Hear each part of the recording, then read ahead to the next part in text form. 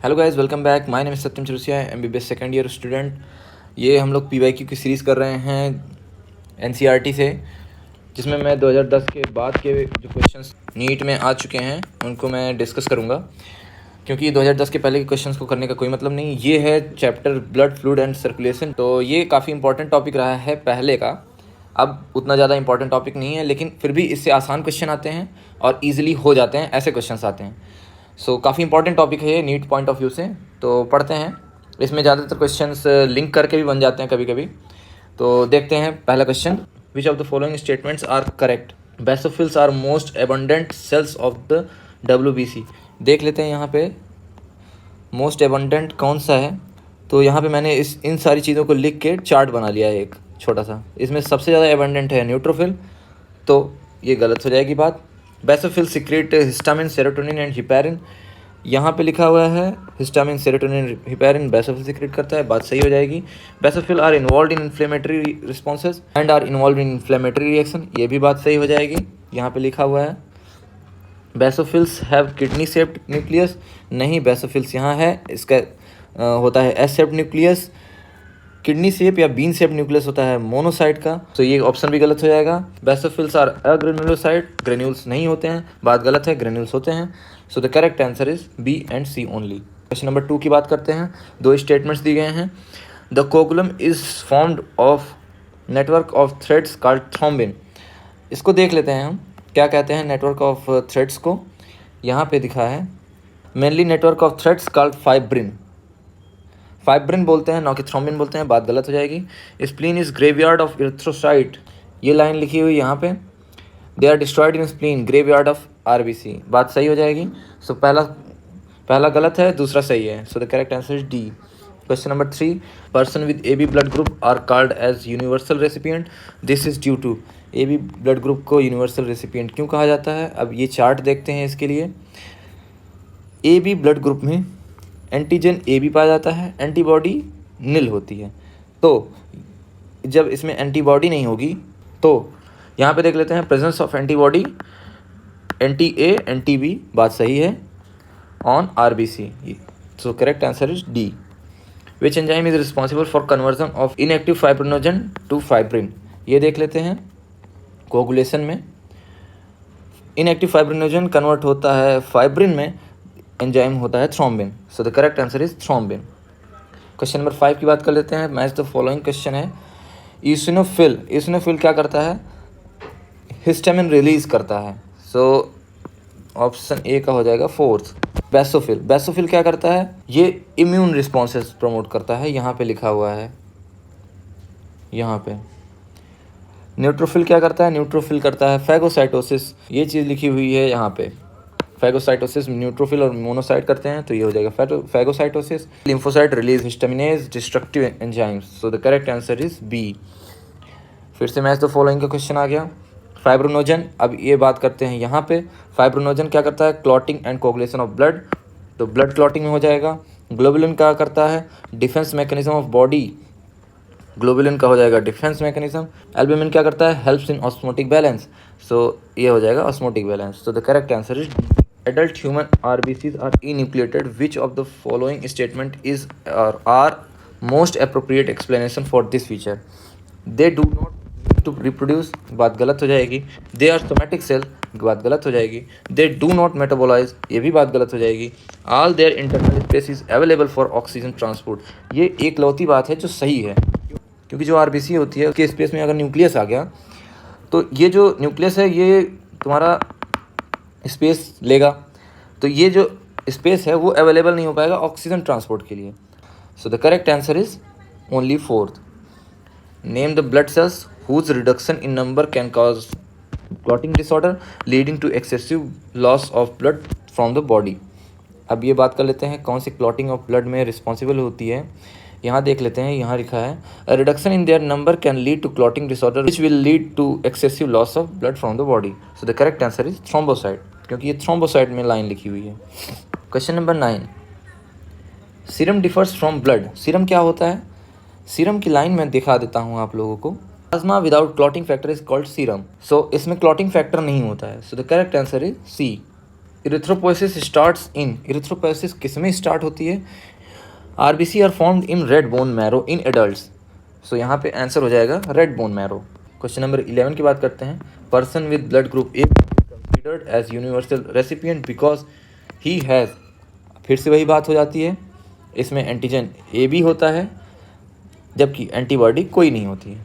Both A B antigen on RBC, no antibody in the plasma, बात सही है। Question number 12 की बात करते हैं। The figure shows a human blood cell, identify it and give its characteristic. अब इसमें सेल कौन सी है देख लेते हैं। यहाँ पे सर्कल है और इस पर ग्रेन्यूल्स हैं और इसमें न्यूक्लियस ऊपर से नहीं दिख रहा है। सो ये फिगर मैच हो रहा है बेसोफिल से, यहाँ पे है बेसोफिल। क्या इसका कैरेक्टरिस्टिक सही दिया है? सीक्रेट सेरोटोनिन इन्फ्लेमेटरी रिस्पॉन्सेस, यहाँ पे लिखा है सेरोटोनिन सीक्रेट करता है, बात सही है। इन्फ्लेमेटरी रिस्पॉन्सेस भी हैं, बात ये भी सही है। So the correct answer is ए।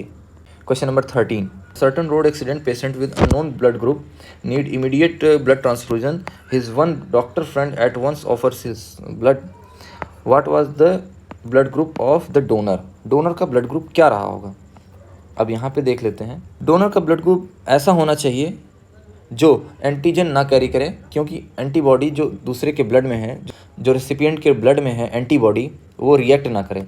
तो इसमें एंटीजन नहीं होना चाहिए। एंटीजन किस में नहीं होते हैं? एंटीजन नहीं होते हैं ओ में। So the correct answer is blood group O. Specifically बात करें तो ओ निगेटिव देते हैं, क्योंकि ओ निगेटिव में कोई भी एंटीजन RH वाला भी नहीं होता है। Which one of the following human organ is often called graveyard of RBC? ये बात हम पहले ही कर चुके हैं। graveyard of RBC स्प्लीन को कहते हैं। So the correct answer is C. Which one of the following plasma protein is involved in coagulation of blood? कौन सी प्लाज्मा प्रोटीन इन्वॉल्व करती है कोगुलेशन ब्लड में? यहाँ पे देख लेते हैं। क्लॉटिंग और कोगुलेशन ऑफ ब्लड फाइब्रिनोजन कराता है। So the correct answer is fibrinogen. Question number 16 की बात कर लेते हैं। A person with unknown blood group under ABO system has suffered much blood loss in an accident and needs immediate blood transfusion, his friend who has valid certificate of his own blood type offers for blood donation without delay, what would have been the type of blood group of the donor friend? वो जो universal donor है वो किसी को भी blood donate कर सकता है। अभी इसके पहले बात हुई है ओ ब्लड ग्रुप की। So the correct answer is O. और ये O blood group universal donor भी है, ये भी याद रखेंगे। Question number 17। Which two of the following changes 1 to 4 usually tend to occur in the plain dwellers when they move to high altitude? Plain में रहने वाले लोगों को जो हाई एल्टीट्यूड में जाते हैं पहाड़ों पे, तो कैसी चीज़ें अकर होती हैं? अब इसमें देखते हैं। Increase in red blood cell size नहीं बढ़ता है, नंबर बढ़ता है। Increase in red blood cell production, ये बात सही है। इंक्रीज हार्ट रेट, ये भी बात सही है, क्योंकि सांस फूलने लगती है तो लोग सांस ज़्यादा लेते हैं ताकि ब्लड की सप्लाई हो सके efficiently. Increase in thrombocyte count, नहीं, इसका कोई मतलब ही नहीं है। So the correct answer is second and third. Question number 18। The haemoglobin content पर 100 ml of blood of a normal healthy human adult is, NCERT में लाइन दी हुई है इस चीज़ की, हम देख लेते हैं। 12 to 16 gram of haemoglobin in every 100 ml of blood. So the correct answer is D. इधर 2010 के पहले क्वेश्चन हैं जिनको हम नहीं करेंगे क्योंकि ये अब आते नहीं हैं उतने अच्छे से, तो इनको हम छोड़ देंगे। विच one of the following is correct? Correct पूछा है, कौन सा है? लिम्फ क्या होता है? Plasma plus RBC plus WBC, नहीं, RBC नहीं होता है। ब्लड क्या होता है? Plasma, RBC, WBC, platelets. Plasma और ये हो जाता है formed element. So the correct answer is B. Plasma blood minus lymphocyte, नहीं। सीरम ब्लड प्लस फाइब्रोनोजन, नहीं। So correct answer is B. Question number 52 की बात कर लेते हैं, जो कि है सर्कुलेटरी पाथवे से। यहाँ पे मैच द फॉलोइंग दिया गया है इस ग्राफ से।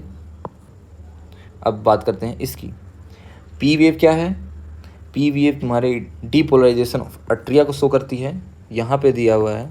सो ए का हो जाएगा third. Q beginning of systole है, किसका?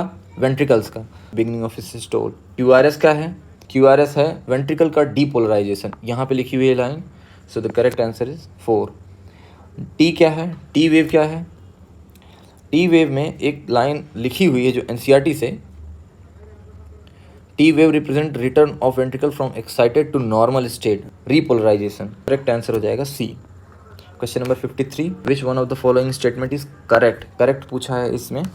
AVN generates an action potential to stimulate atrial contraction, नहीं, ऐसे नोट जनरेट करता है।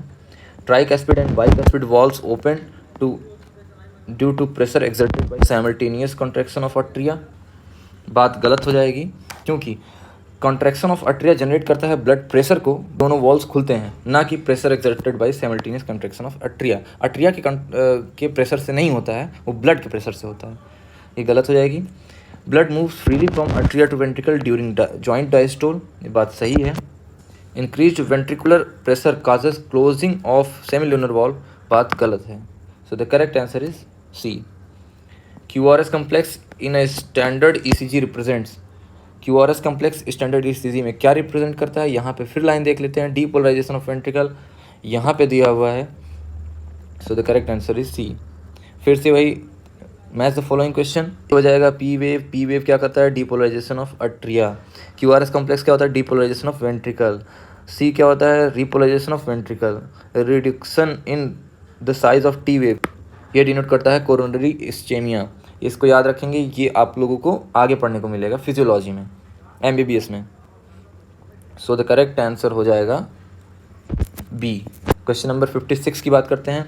What would be the heart rate of a person if the cardiac output is 5 litre, blood volume in the ventricle at the end of diastole is 100 ml and at the end of ventricular systole is 50 ml। अब बात करते हैं इसकी जो formula है, cardiac output क्या होता है, stroke volume into heart beat. Cardiac output कितना दिया है, 5000 ml, ml में करेंगे सारी चीज़ें, ml में लिखेंगे। स्ट्रोक वॉल्यूम कितना हो जाएगा, शुरुआत में डायस्टोलिक में 100 था, फिर जब सिस्टोल हो गया, सारे ब्लड निकल गया, तो बचा कितना, 50, यही तो होगा, जितना निकला यही तो हुआ, 50 निकला।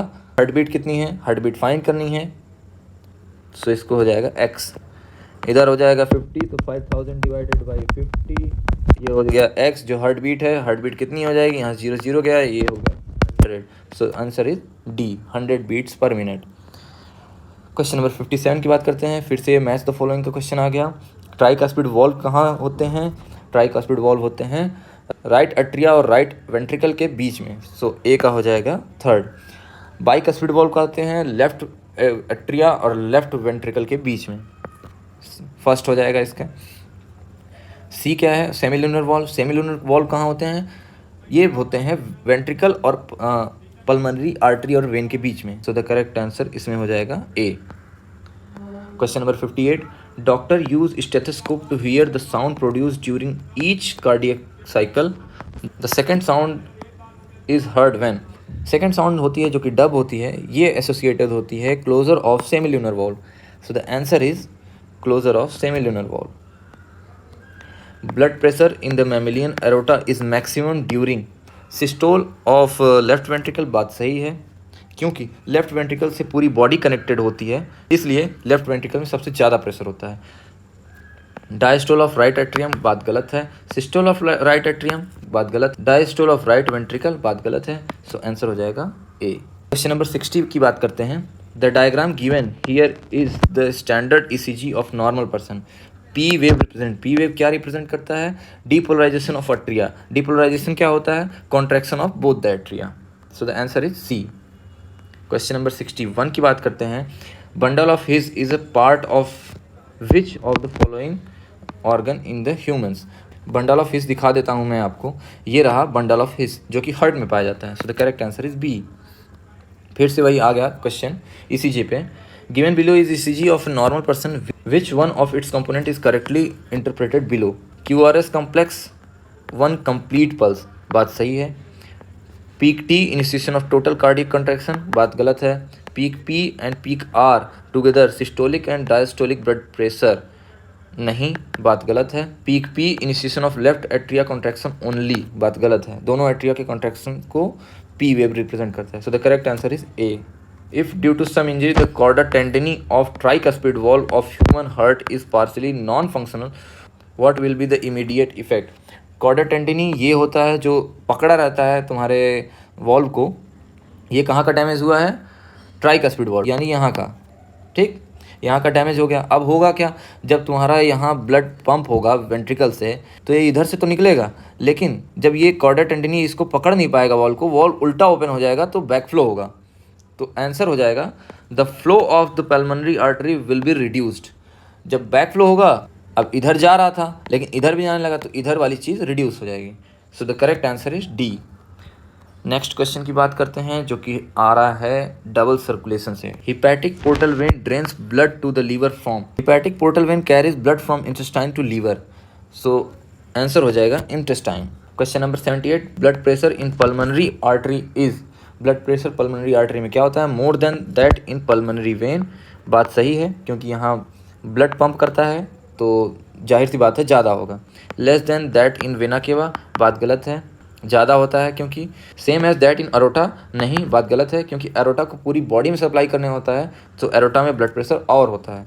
मोर देन दैट इन कैरोटिड, बात गलत है। So the correct answer is 78 का ए। 79, in mammals which blood vessel would normally carry largest amount of urea. अब यहाँ पे दो ऑप्शन तो एलिमिनेट हो जाते हैं, रीनल वेन एलिमिनेट हो जाएगा, डॉर्सल अरोटा एलिमिनेट हो जाएगा। अब बात करते हैं हिपैटिक वेन और hepatic portal when. Hepatic portal when क्या करता है, ये तुम्हारे ब्लड को ले आता है इंटेस्टाइन से लीवर में, और हिपैटिक वेन क्या करता है, ये तुम्हारे ब्लड को ले जाता है लीवर से हार्ट तक। ठीक, अब यूरिया सिंथेसाइज कहाँ होता है, यूरिया सिंथेसाइज होता है लीवर में। जब यहाँ सिंथेसाइज हुआ और यहीं से ब्लड में चला गया तो ये सबसे ज़्यादा किस में होगा, जाहिर सी बात है हिपैटिक वेन में होगा। सो इसका आंसर हिपैटिक पोर्टल वेन नहीं है क्योंकि हिपैटिक पोर्टल वेन इंटेस्टाइन से लीवर में ले जाती है ब्लड, तो ये नहीं होगा। और लीवर में यूरिया प्रोड्यूस होता है और उसको ब्लड में मिलाया जाता है, और ब्लड का फ्लो कहाँ से होता है, लीवर से हार्ट तक होता है। So the correct answer is A. Question number 80 की बात करते हैं। Which one of the following animals has two separate circulatory pathway. जो दो सेपरेट सर्कुलेटरी पाथवे होता है वो मैमल्स में होता है। इसमें मैमल्स देख लेंगे, मैमल्स ये एक ही है, व्हेल। क्वेश्चन नंबर 81 की बात करते हैं, आइडेंटिफाई करना है। सो ये रहा डायग्राम, डायग्राम ये क्या है, पल्मोनरी वेन है, ये क्या है, डॉर्सल एरोटा है, सी क्या है, वेना केवा है, डी क्या है, पल्मोनरी आर्टरी है। अब बात करते हैं सी, वेना केवा, यहाँ सही है। Take blood from the body part to right auricle, बात सही है। PCO2 45 mmHg होता है और डीऑक्सीजनेटेड ब्लड में, बात सही हो जाएगी। डी क्या है, डॉर्सल एरोटा, बात गलत हो जाएगी क्योंकि डी पल्मोनरी आर्टरी है। ए क्या है, पल्मोनरी वेन, बात सही है। Take impure blood from the body parts, बात गलत हो जाएगी क्योंकि ये लंग्स से ब्लड लेता है और PO2 60 mmHg नहीं होता है।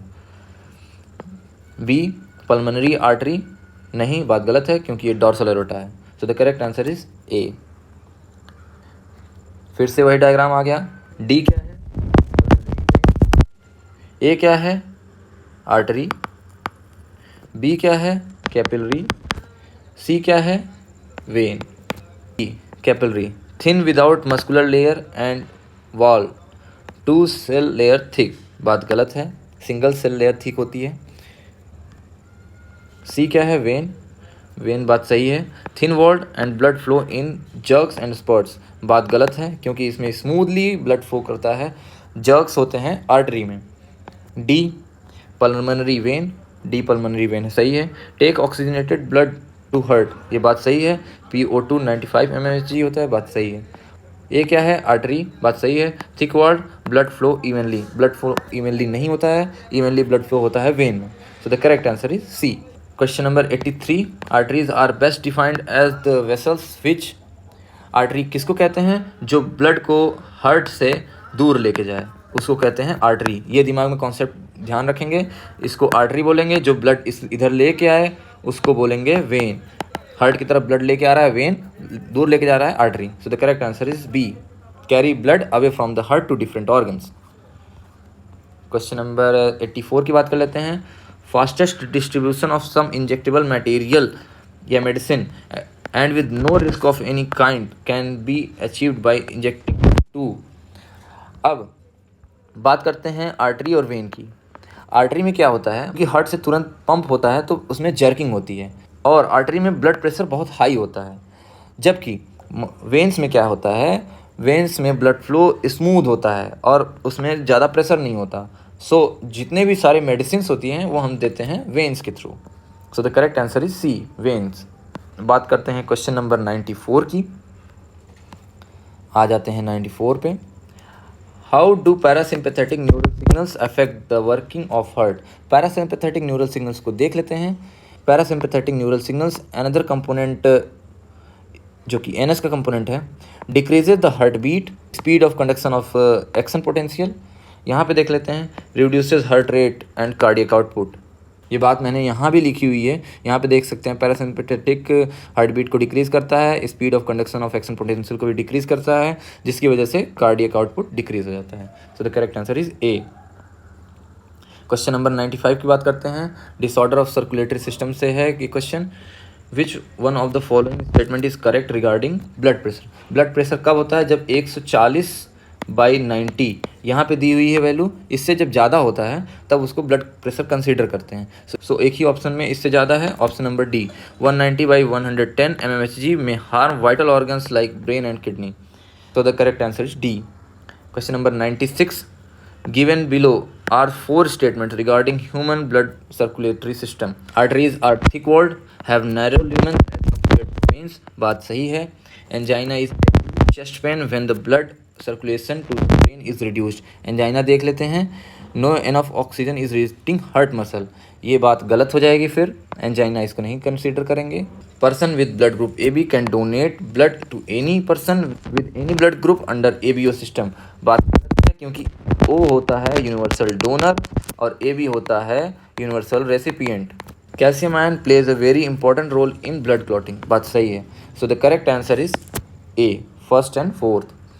सो गाइज, ये हम कंप्लीट कर चुके हैं ब्लड वाले चैप्टर को, और इसी PYQ की सीरीज़ में हम कंप्लीट करेंगे अगला चैप्टर जो कि है एक्सक्रीशन।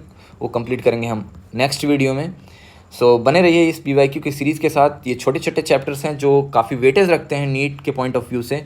4 से 5 क्वेश्चन आ जाता है कभी कभी इस चैप्टर से, कभी कभी दूसरे चैप्टर से मिला के इस चैप्टर से क्वेश्चन आते हैं। तो ये चैप्टर इंपॉर्टेंट है और इसको हम लोग कर चुके हैं। सो ये चैप्टर आपका डन हो चुका है। मिलते हैं नेक्स्ट वीडियो में एक्सक्रीशन के साथ। सो तब तक के लिए bye bye guys, stay focused.